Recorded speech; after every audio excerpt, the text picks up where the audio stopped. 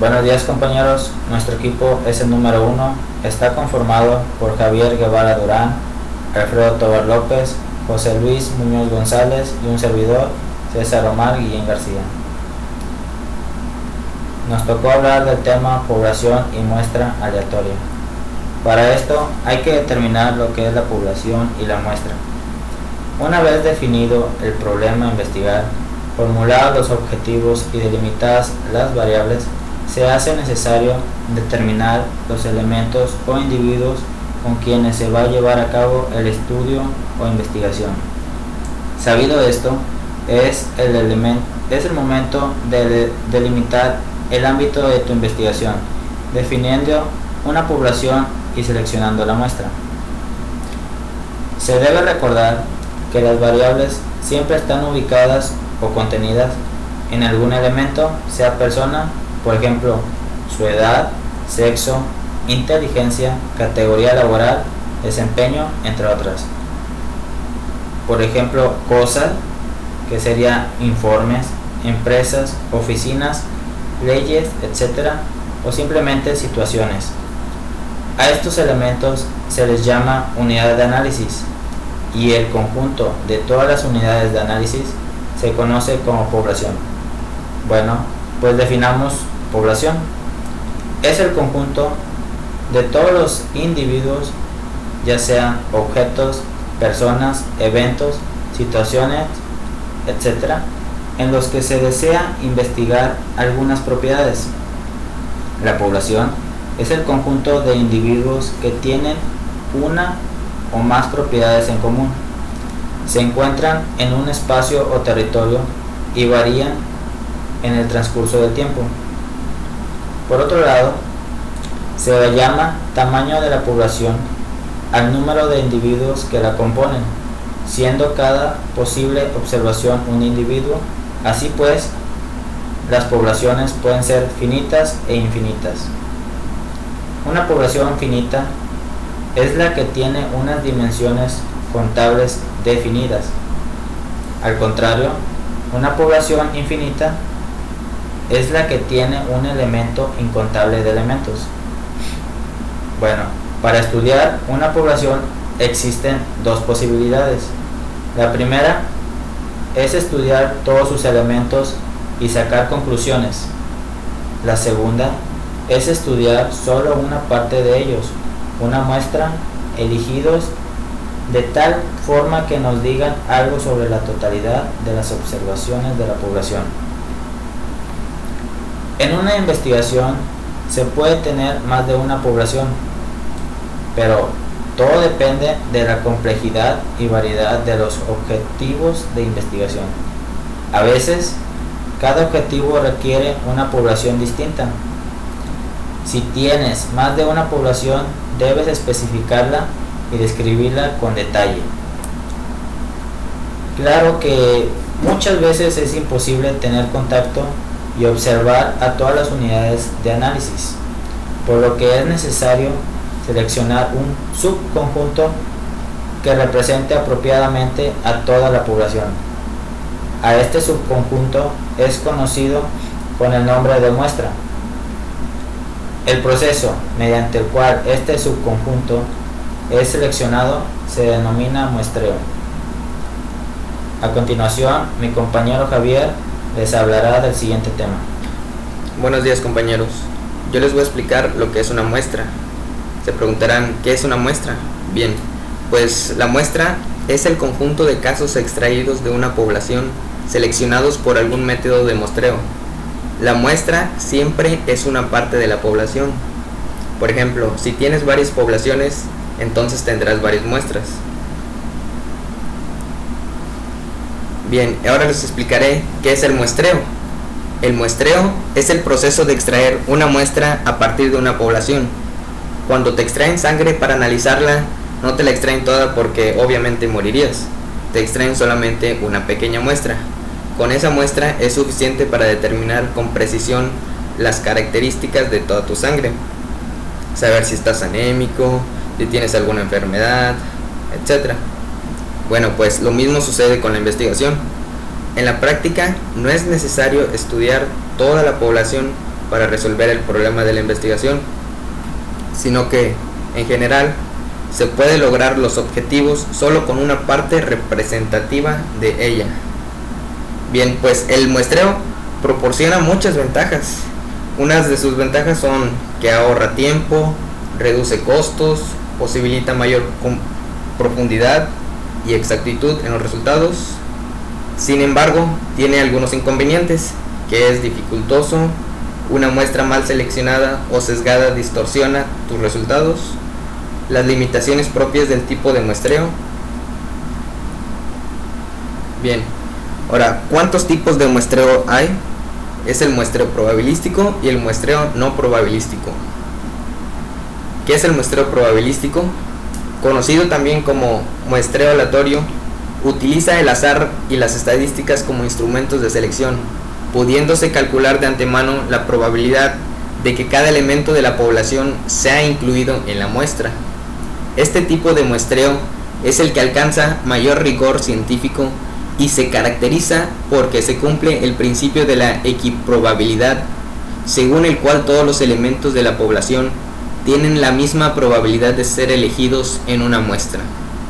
Las muestras probabilísticas siempre son representativas de la población, y como son representativas, con este muestreo se puede generalizar con precisión los resultados a la población.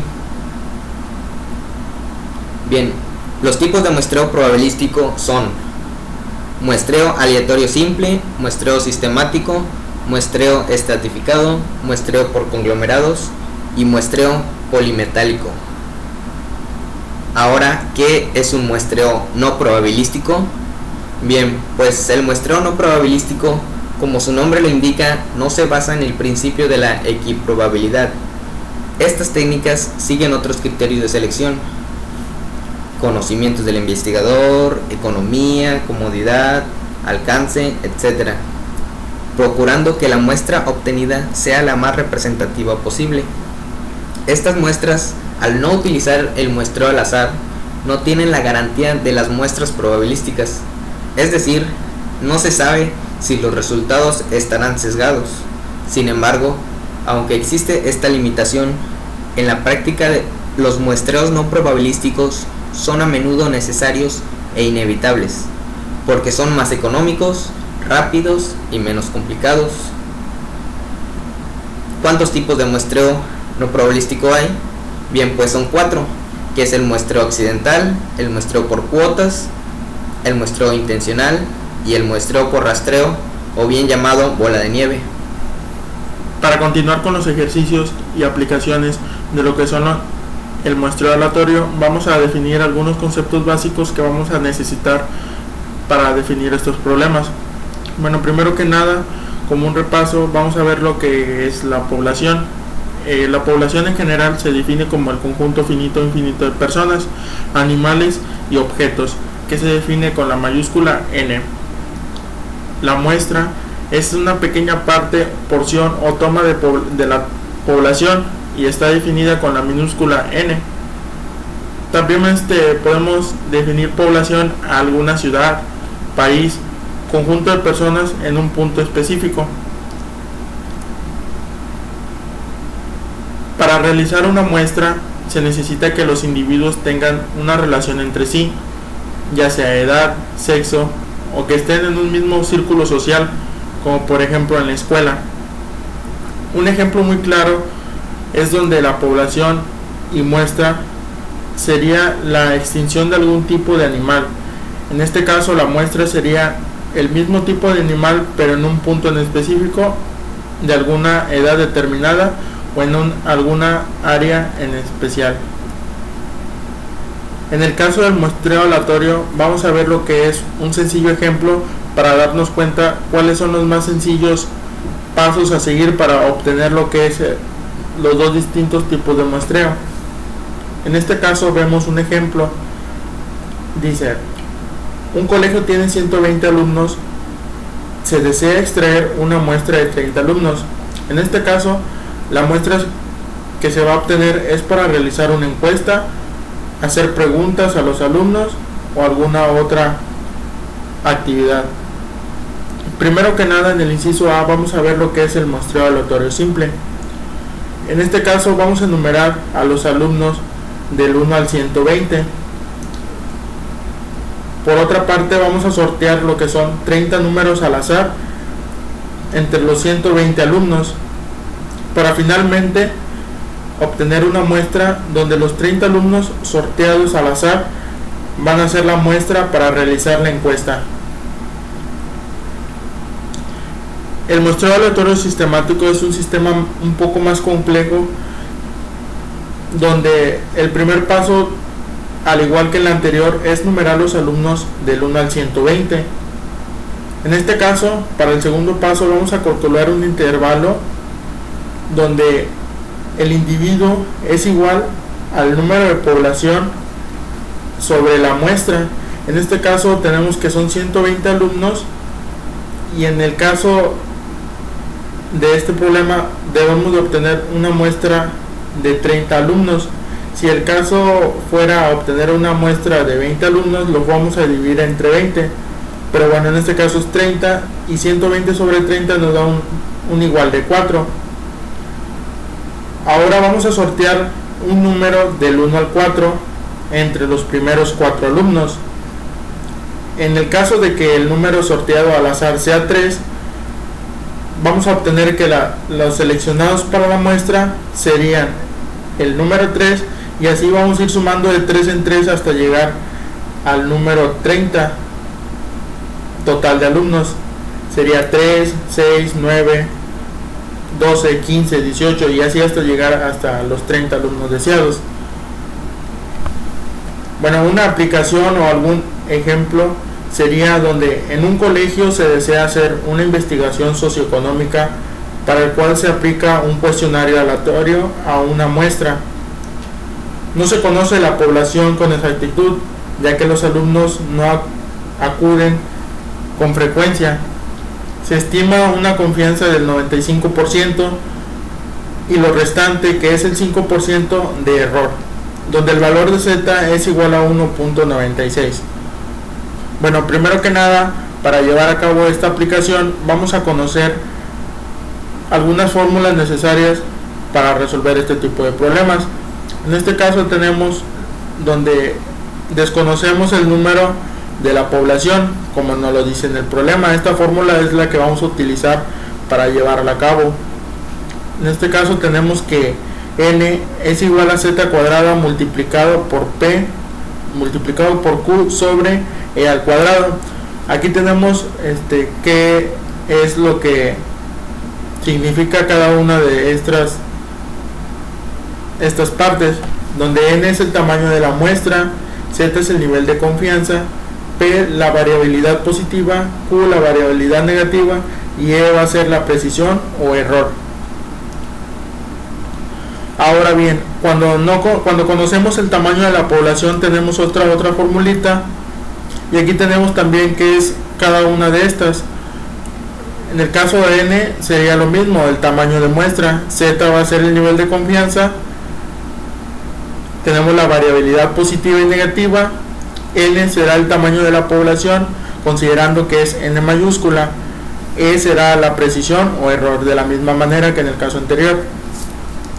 Para llevar a cabo este problema solo basta con sustituir en la primera fórmula que vimos, dando un total de 369.88 como alumnos que se van a encuestar, en este caso para llevar lo que es el cuestionario. Redondeamos este número y da un total de 370. Buenos días, compañeros, mi nombre es Alfredo Tobar López y yo les voy a enseñar cómo calcular el tamaño de una muestra. Para calcular el tamaño de una muestra existen dos métodos: con variable cualitativa, que es estimaciones, proporciones, y con variable cuantitativa, que es estimaciones de promedios. Bueno, ¿qué quiere decir estimaciones de proporciones? Que su base está relacionado con porcentajes, y ¿qué quiere decir estimaciones en promedios? Que es en números decimales. Aquí podemos observar que en el método de variable cuantitativa algunas fórmulas. Para el método de variable cualitativa, existen estas dos fórmulas. Les voy a decir algunas definiciones con las que está conformada la fórmula. N, muestra o tamaño de la muestra. N mayúscula es la variable. Z es el nivel o porcentaje de confianza. P es el porcentaje permitido. Q es el porcentaje complementario. E el porcentaje de error. Bueno, en el nivel o porcentaje de confianza, lo recomendable es del 95%. P, el porcentaje permitido, es hecho anteriormente en encuestas. En algunos problemas ya te lo da. Q es el porcentaje complementario, que cuando no lo da el problema, P y Q valen 50%. El error permitido va de un 1% al 5% máximo. A continuación veremos un ejemplo. Se desea estimar la proporción de amas de casa de una ciudad que prefiere consumir un detergente X con una confianza del 95% y un error del 5%. El problema dice que Z, que es el nivel de confianza, es del 95%, y en la tabla anterior se dice que cuando es 95% es 1.96. El error permitido es de 5%. El problema no nos da P ni Q, y se dice que cuando no nos da P vale 50% y Q 50%. ¿Por qué escogemos la fórmula número 1? Simple, porque no nos dan la variable N mayúscula, y aplicamos la fórmula. Inciso A. En la ciudad hay 2.500 familias, y en una encuesta realizada anteriormente, solo el 12% de amas de casa manifestaron consumir el producto. En este problema utilizaremos la fórmula número 2. ¿Pero por qué la fórmula número 2? Porque como dice el problema, o como nos da el problema, nos da la variable N, que son las familias. Dice el problema también que el nivel de confianza es del 95%. En ese problema también nos dan P y Q. Dice que el 12% es P, Q es el 88%. ¿Pero esto por qué? Porque P menos Q es 80%, porque Q es el porcentaje complementario de P. Y enseguida aplicaremos la fórmula y nos sale 153 amas de casa o familias. Gracias. Por nuestra parte ha sido todo. Espero que les haya gustado nuestra exposición. Gracias por su atención.